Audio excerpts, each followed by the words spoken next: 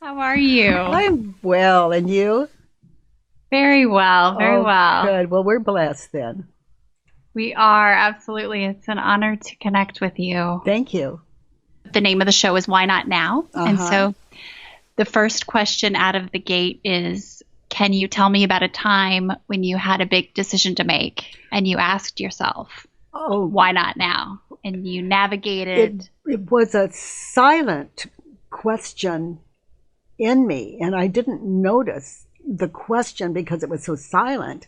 I noticed all the excuses that were so obviously there to stop me, to hold me back, or to keep me from moving forward. And the situation actually was I woke up one morning and I had the thought to brush my teeth. And I was so comfortable in bed. And I heard the direction as benevolent. It was no enemy coming at me like I had to brush my teeth. It was direction. I was being directed. I mean, if we have cavities, it's difficult to focus on our life's purpose. So it was just simply brush your teeth. And then I experienced this onslaught of not now, I'm so comfortable here, and I'll do it later, and it's okay if I do. And then it just swam into other excuses like, um, um, um, oh my gosh, not other excuses, but it took me on into other topics like, why do I have to get up? Um, it's more comfortable here. I don't think I need to expound on it anymore, but they were all there. And so, Amy Jo, what I did was I literally, it may sound strange, but those thoughts were so powerful. I followed the wisdom. Brush your teeth. It's like, what good am I in the world if I can't follow the simple directions? What good am I in the world if I can't just do such a simple thing? And it wasn't such a simple thing. It could be a major life crisis or something so seemingly innocent that the ego would just throw out there, brush your teeth, and it's like a how dare you, like the minds. But it was, um, I, and this may sound a little strange, but literally, it was so powerful. I had to crawl, but I knew I'd do anything for that voice. Oh, And it's not, there's no self-acclaim in it. There's no, it's just simple. If I cannot do that, what do I have to contribute? amazing that you knew the directive of that voice that was so simple Yeah. was the first step in probably Oh, a bunch of other it directions. was of really keeping my feet in the world, and it was the same with do the dishes. Well, I did them last.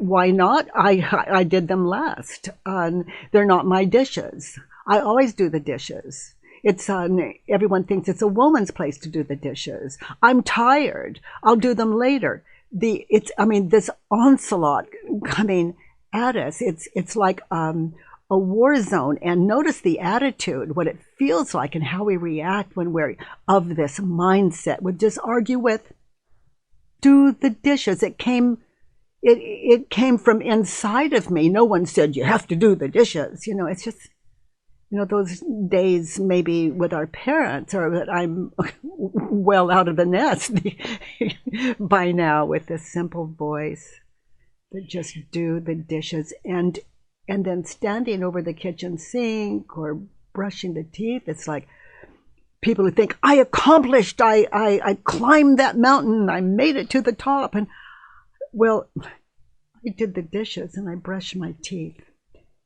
And that's monumentous from where I come from. Just, agoraphobic, depressed, and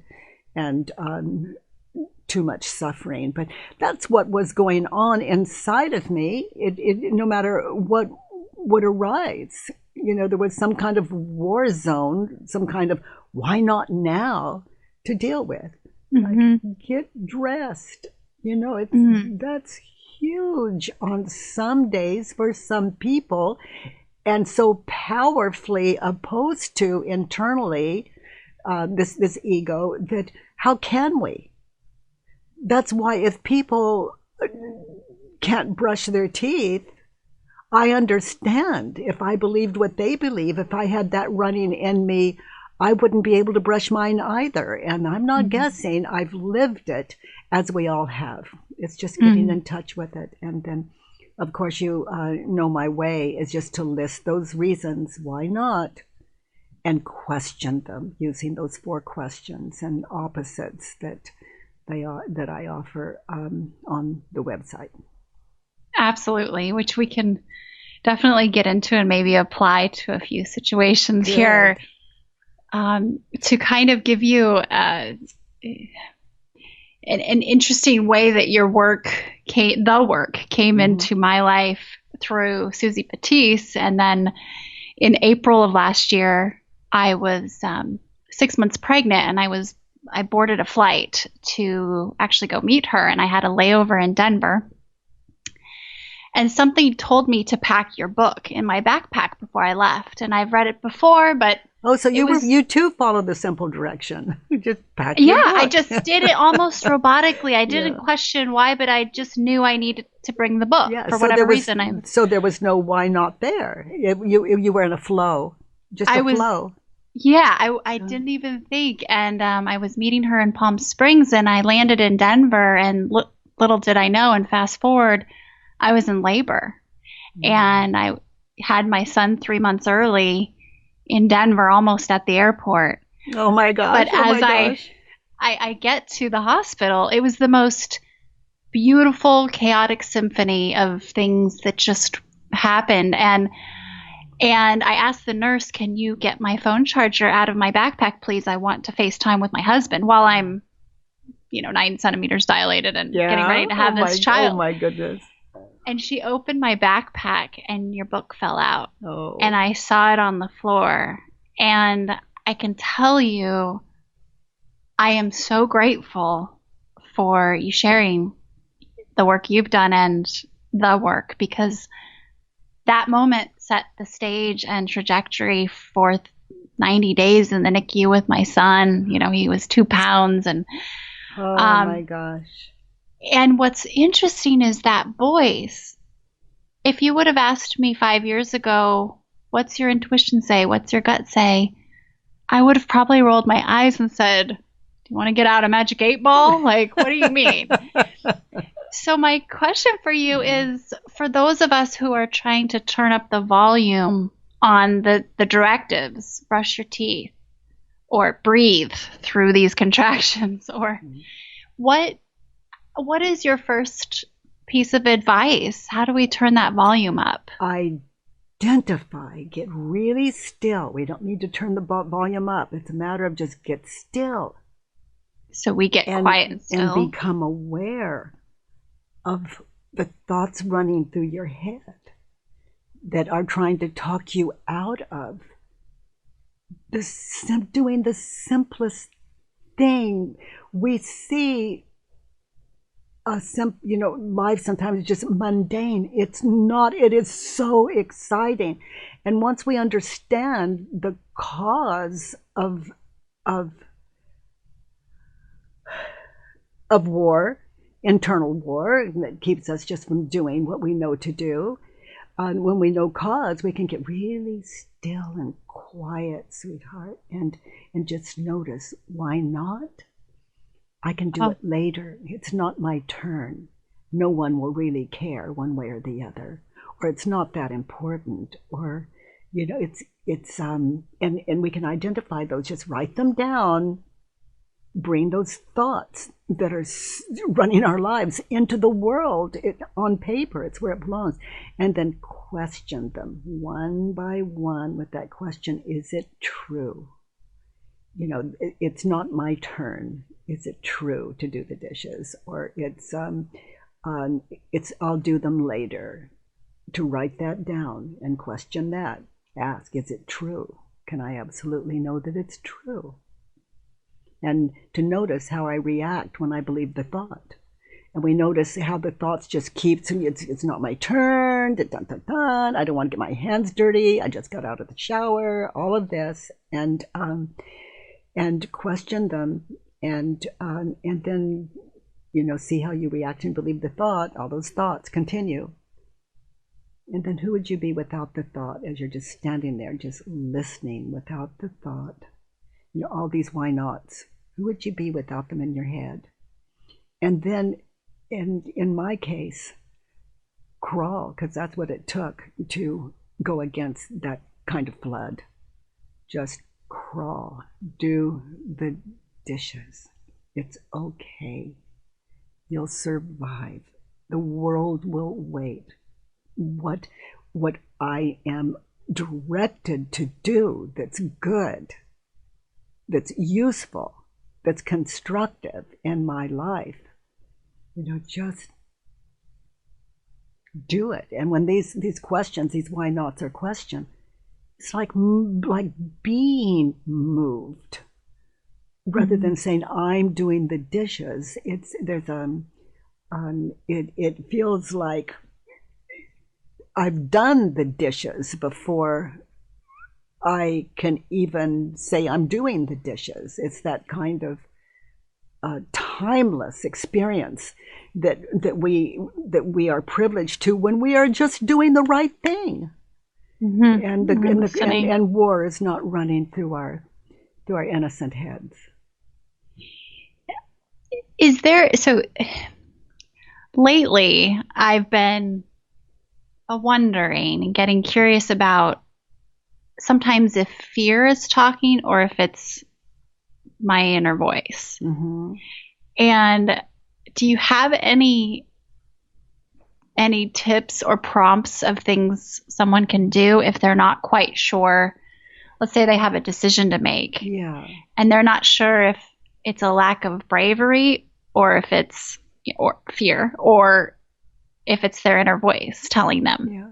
Well, it's what I've noticed is if I do it, these thoughts are going to be running in my head. If I don't do it, these thoughts are going to be running in my head. So in the meantime, why don't I just do it?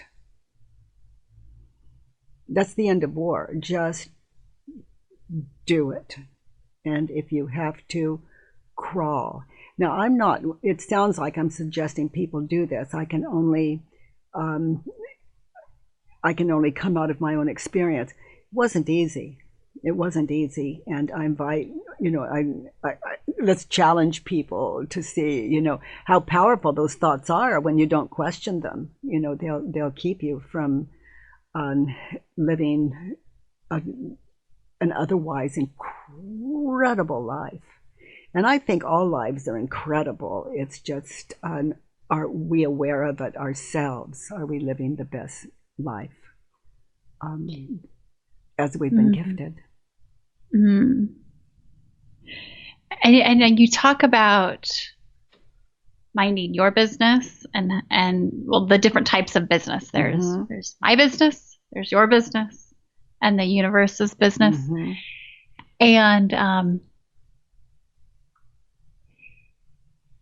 does it ever get blurry for you at this point for you? I mean, you've probably been practicing so long that it's crystal clear, I'm guessing, but are there times where there might be something in the middle that's impacting both your business and my business?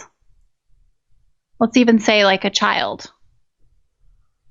Give me a clear example. Just let's say, parenting decisions, or I don't know. I've been focused on kind of cleaning up my side of the street lately and trying not to dabble in managing other people's psychological well-being. Yeah, oh my gosh, that's so funny. Trying. Yeah. And there are times where I'm like, actually, I feel like sometimes maybe their mental state is impacting mine, but then I'm like, wait a minute, is that true? Yeah.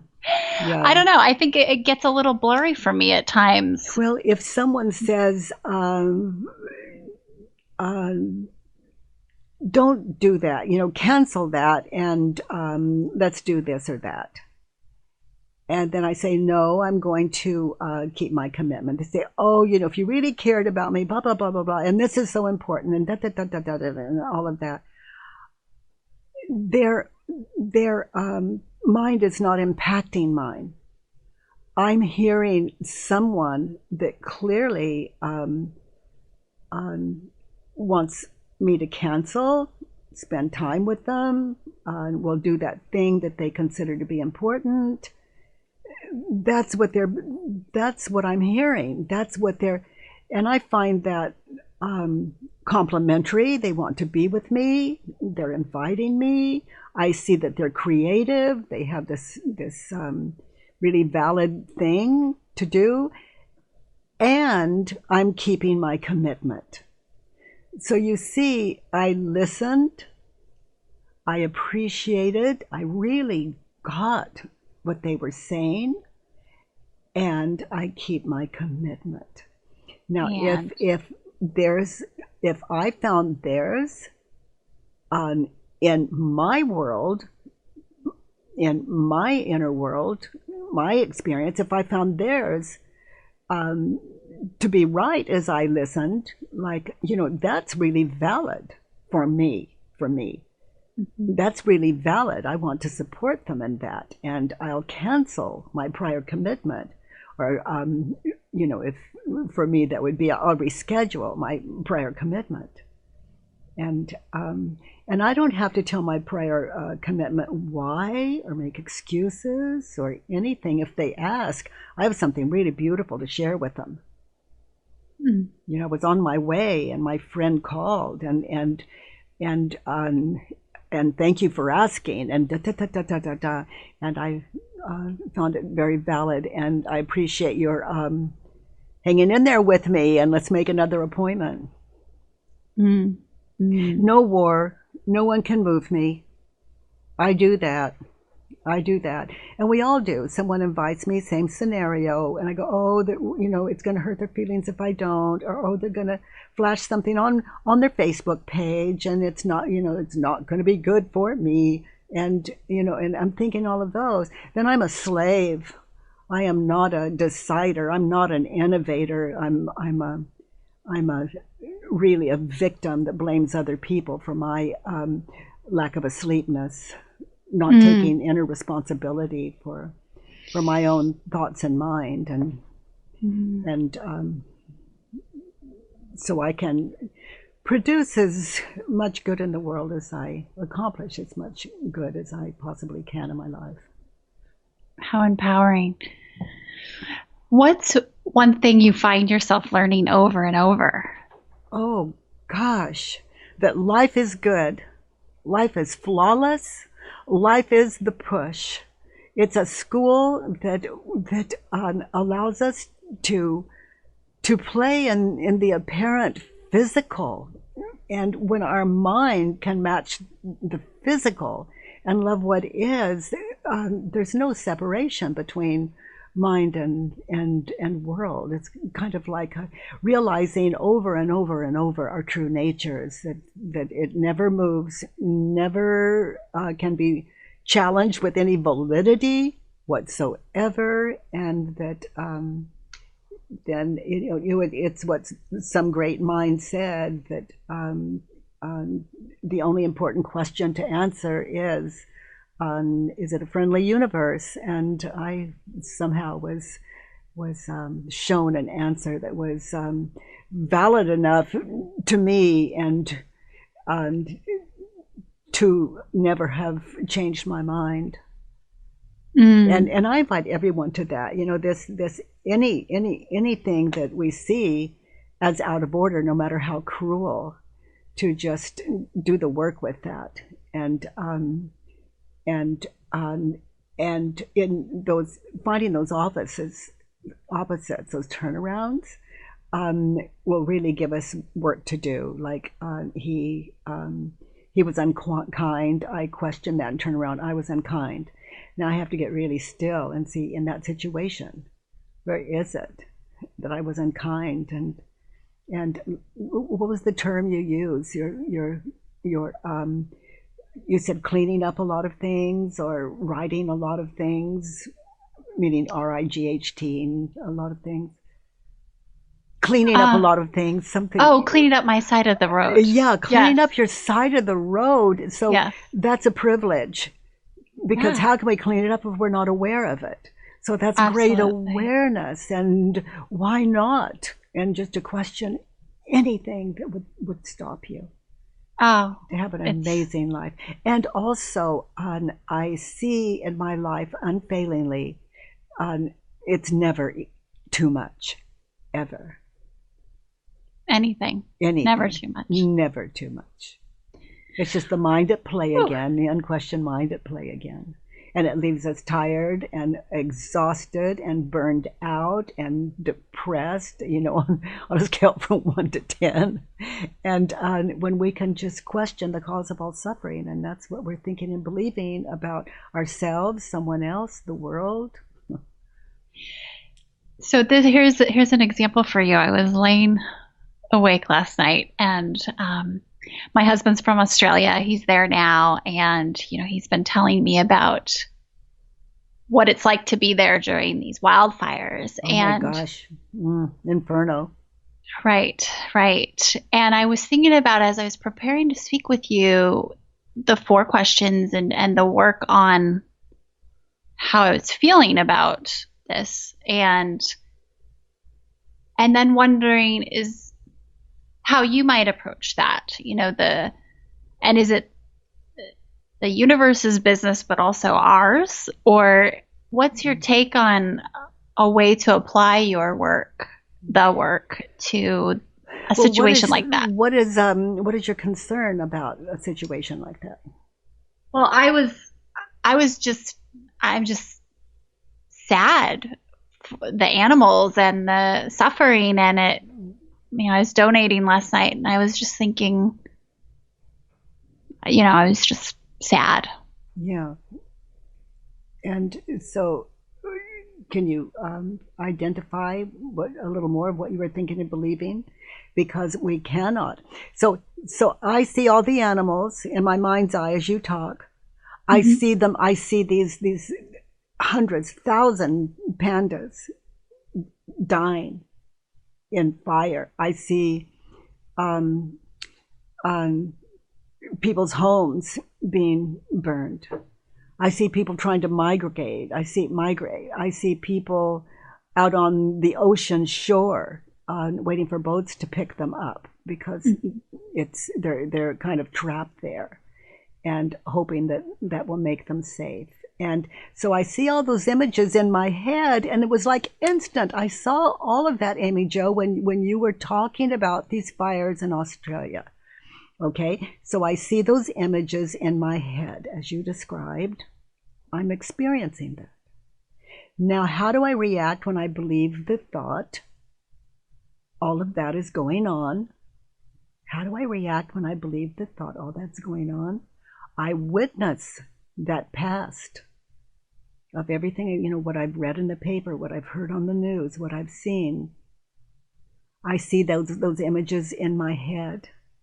And I see also images of the future where it's going to get worse. I see people not being responsible for global warming science, not taking it seriously. And so I see it getting worse and worse and worse. So now I have fires blazing in the past, and I live in Ojai, and we've experienced Mm-hmm. some fires where we've been evacuated. And I see that, and I see Australia, and I see the future where it's going to happen again, and we should sell our home and move, or at least move out during fire season, and dun. Now that's a busy world. So who would I be without the thought? Now this isn't to avoid at all. It's just a question. Well, first, how do I react? What happens when I believe the thought? I'm witnessing that past future of those infernos happening now all over the world. I Mm-hmm. see it. And as I witness that daydream, because that's not a real fire in my head, that's imagination. And as I become aware of the cause of my suffering now, the worry, the stress, I see it's not the actual fires in Australia that's upsetting me. It is this movie going on in my mind's eye that is disturbing me. So those emotions of fear and discomfort let me know that I'm asleep, I'm daydreaming, I'm being daydreamed. Now, to wake me up from this dream, I mean, when you're in a nightmare, don't you want someone to wake you up? So that's up to me. Who would I be without my story? Who would I be without the story running in my head right now around the fires? So, like you, I can go to a website. I can donate. I can get into action. I can. I'm not so well. Why would I? It's global warming, and there's really nothing anyone's going to do about it. And and my money would go for better things. I'm.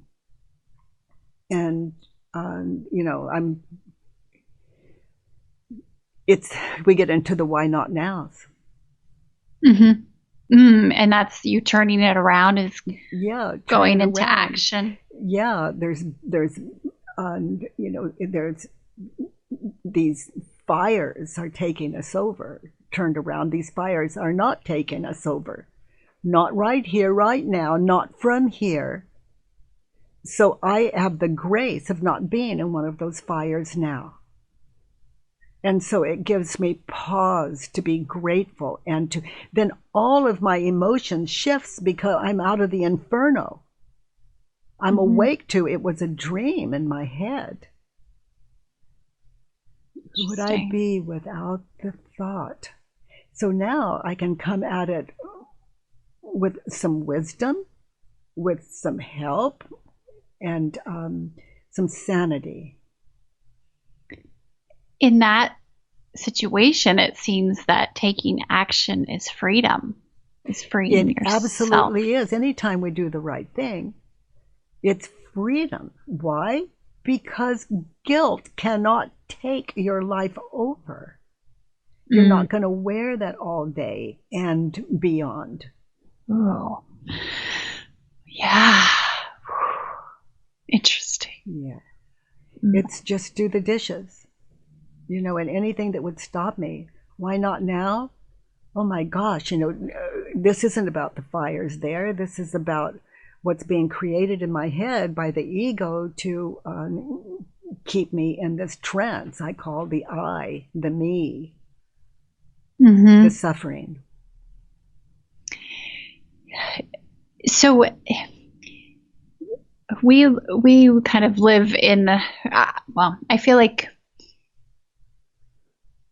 I work with a lot of entrepreneurs, and my experience is that there's been some romanticism around the concept of chase and hustle and grasp and cling and 24/7, and I used to subscribe to that. It wasn't a good look. It didn't end well.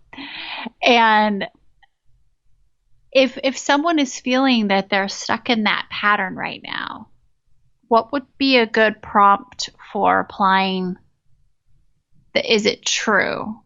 Would it be, is it true I must do this in order to Well, I wouldn't take shortcuts. Okay. Truthfully, to answer it, I would just suggest people go to byronkatie.com or thework.com and find the worksheet there that's just free of charge, and a one belief at a time worksheet that's free of charge. You just hit print. There's nothing you have to sign up for, nothing in your way, just push print, and then follow the directions there. And also they can see the work on YouTube and the website, etc. But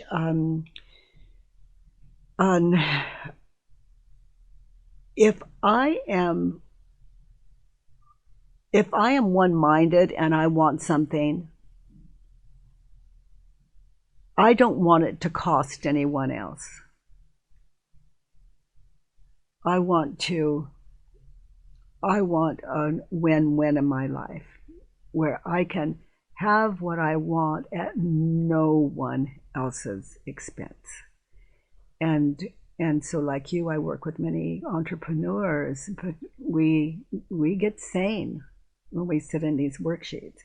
And so many high functioning, we'll call it, people, motivated people, burn out and begin taking stimulants and drugs and because you can't slow down. You got to keep going. You didn't push it as far as a lot of people have, and are probably getting better results now. But yeah. yeah, yeah. Mind So blowing. there's your Who knew? answer. But yeah, who knew? But for me, I would just question anything that would stop me from doing what's right. And if I'm doing something at someone else's expenses, I'm not doing what's right. I'm going to experience guilt, and guilt is the fertilizer for all. It is the great fertilizer for all addiction. Mm.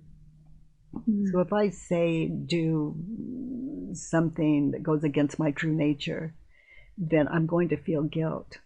And for me, it's not necessary. It's a judge your neighbor worksheet. I work it all the way through, and then continue on. Less guilt, more energy. Very interesting.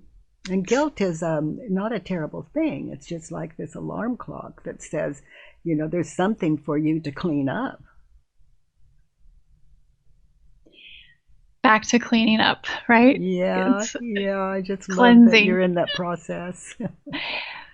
And would you say ego is the enemy? Ego is the No, I see the false enemy. protector? I see the enemy as a terrified child. It's just trying to stay identified as a body, as a physical, as an object, an I. And it can never be because mind is not physical. So it has to I, me, I, me, I, me. It's that's its story, and it doesn't rest. But through inquiry, it can begin to relax in itself because ego is nothing more than mind. Right mind,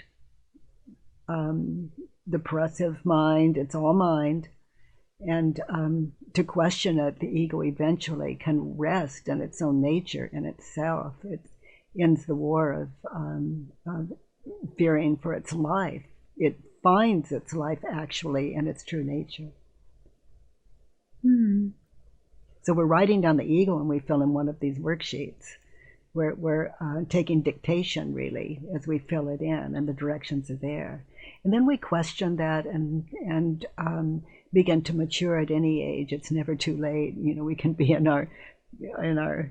any age can do this if they can respond to when someone says, what is your name? If they can respond, they can do this work.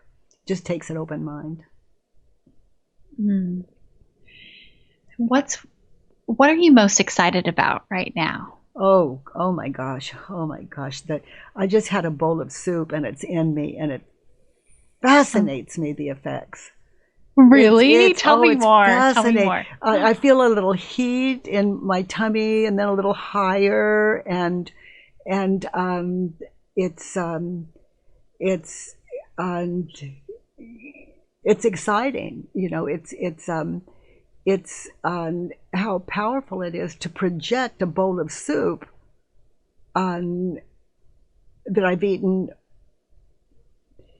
to ascribe this feeling that I have here to the bowl of soup, other than the remembering of the bowl of soup. I don't know if that makes sense or not, but there's reality, and then there is what I'm believing about the reality and cause. And it's all okay. Ooh.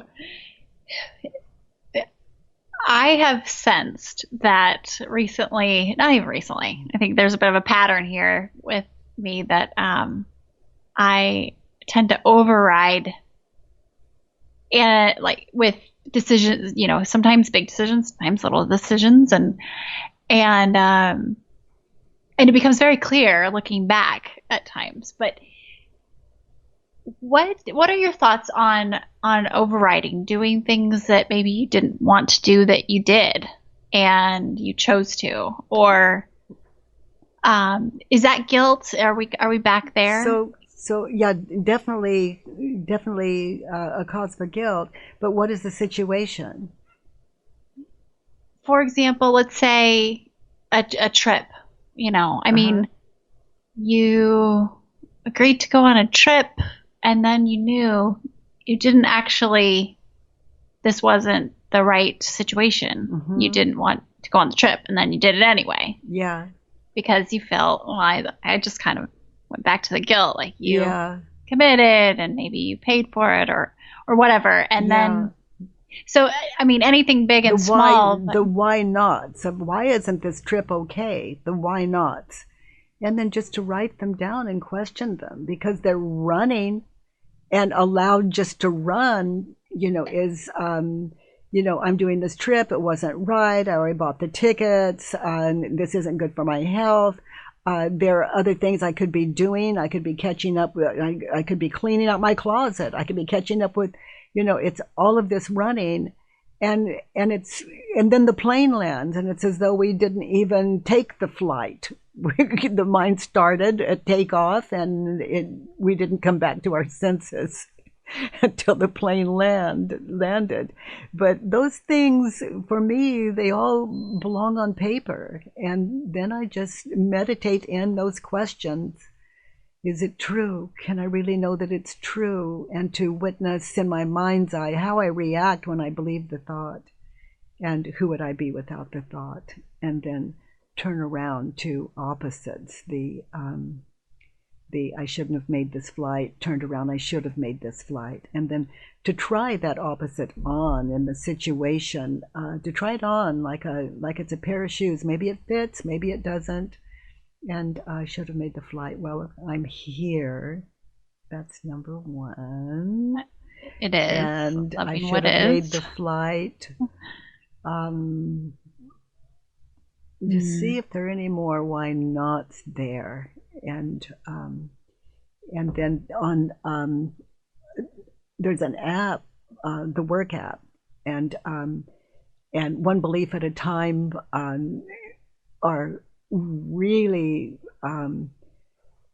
really powerful to sit in on this. I think it's 99 cents or $1.99 or something, but it's just this little work app. We can work through our heads as we go. It's just really powerful. That's fascinating. I just had a big realization that I don't feel I was taking 100% responsibility either for, Yeah, yeah, and yeah, until we write our minds to experience what is true for us, not the world, but true for us. There's we live in a world of guilt on a scale from 1 to 10. It can be anything from just mild discomfort to misery. yeah, wow. Guilty, guilty, guilty. Oh, Yeah, so misery. yeah, debilitating. And if we, what if you were to share something with yourself prior to brushing your teeth, prior to that moment when you decided to listen to the directive, what would you say to her? With the thought running through her head. With the resistance that she was feeling against, would you just say, just go brush your teeth? Exactly Well, that? no, I would honor the why nots, meaning Mm. I would listen. It's the ego fighting for its life. If I find my own way, just following the same voice, That's terrifying to the ego. It's got to have control. So I would first feel a kind of connection to that terrified child and the ego, and just say, it's okay. We're just going to brush our teeth now. I'll get back to you later. I'm going to put you on paper. We'll sit together. It's okay, as I crawl to the toothbrush. Gotcha. Because Amazing. it's not a terrified child until we recognize it. It's it it's like a world of suffering. It's interesting. And partnering up and being a, a team, helping Yeah, a them. team inquiry. Inquiry is an invitation to the ego, and the Mm. ego loves attention. And so as we question the ego, it loves to go, I know, but then say, thank you for Oh, sharing, and get interesting. still and say, sweetheart, really, are you sure it's true? And that, love is the power, and that kind of power, the self with the self, that kind of respect, and the mind to the mind is, it will take us far. Mm. It is, we've heard the truth sets us free, but what truth? Well, we just question the why nots, and it shows us the why not Mm. nows. Full circle. Mm-hmm. And did you have a meditation practice prior to realizing and having the work surface? No, in my world, meditation were for those people, those weird people, and I don't have time for that. I have to get things done. And Mm. then I became so depressed that I lost any quality of life. That uh, really, really depressed, agoraphobic, and for more than a decade. So it's and then I saw in a moment the cause of all my suffering, and it was as though it blew the lid off of my my experience, and it was really exciting to see clearly the cause of my suffering, of all suffering in the world, and how to deal with it. And now, do you have a meditation practice that you do the same thing every day, or does it vary? And it's ongoing, whether I'm asleep or awake. It's ongoing. It's like suffering was ongoing, Mm. because mine was so deep that there wasn't a lot of, to wake up was to be tortured, to just wake up in the morning. But um, that ongoing hell, which was simply believing my thoughts, and um, and then seeing the way out of suffering and the practice. It doesn't end. It's where the mind meets the mind in a place of that makes sense, um, or where mind meets inquiry. And the very same mind that I lay in bed with, for that decade, is the very same mind that I began to question, and now I'd have to say it's quiet. Mm. It's quiet. The end of war, and I'm always ready to see what my ego comes up with next, because nothing can withstand the power of an honest answer to, is it true? Is it true? So when you're making a decision, let's say the app for the work, and how do you decide Which I'm making a ideas? decision. Oh, let's say you, at one point, you decided you wanted to make the app for the work. Uh-huh. And my question is, how do you decide which ideas to follow? Well, it's the app is nothing more than duplicating what I already had um, designed out of that um, experience on the floor of where I was shown. Um, I was So it's I was just it was another all there. distribution of, Uh-huh. okay. Yeah, But it's and if you just have yeah, other it's ideas that are unrelated, is there a process you go through to um, decide where to spend your this energy? company has the most talented people, and um, and let's say I wanted the app, and this is really how it went. It's like we need an app, and then let's say Keith says, "Great, what a great idea! This is just standard for us." And then Mary says, "I'll help," and then Paula says, "I'll be," and our company is just the people in it, and then David takes it on to back it up.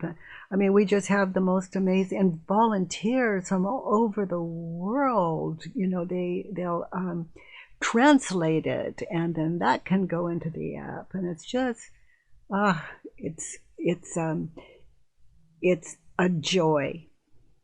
It's just a joy. It's not a job, and that's how I believe on everyone that works for Byron Katie International to see it. We know our job, so it's really simple, and we just keep doing it. It's to make sure that as many people in the world know that these questions exist, and then that's about it. So simple yet so impactful. Oh, thank you, honey. Thank you. Thank Yeah. you. It's They're really only powerful. Those questions, those four questions, they're only as powerful as the time we take to sit in it, and the mind will give us every reason to why not now. every And single so, one. We've got yeah, lists and and lists. we can take those reasons to a one belief at a time worksheet, and on beyondthework.com and or byronkatie.com, and just fill in that why not now, and just have an amazing internal um, experience of shock and surprise, and ah, for someone to meet their own wisdom, there's nothing more exciting than it. Oh, I recently heard a phrase, and someone said, "Don't look for the right answers, look for the right questions." And Uh, for you, or for me, your questions have really made a profound impact on my reality. So yeah. I thank you. And I thank you so much for your time Oh, today. you're It's been a welcome. joy, not a job. Oh, thank you, thank you, thank you, thank you, precious.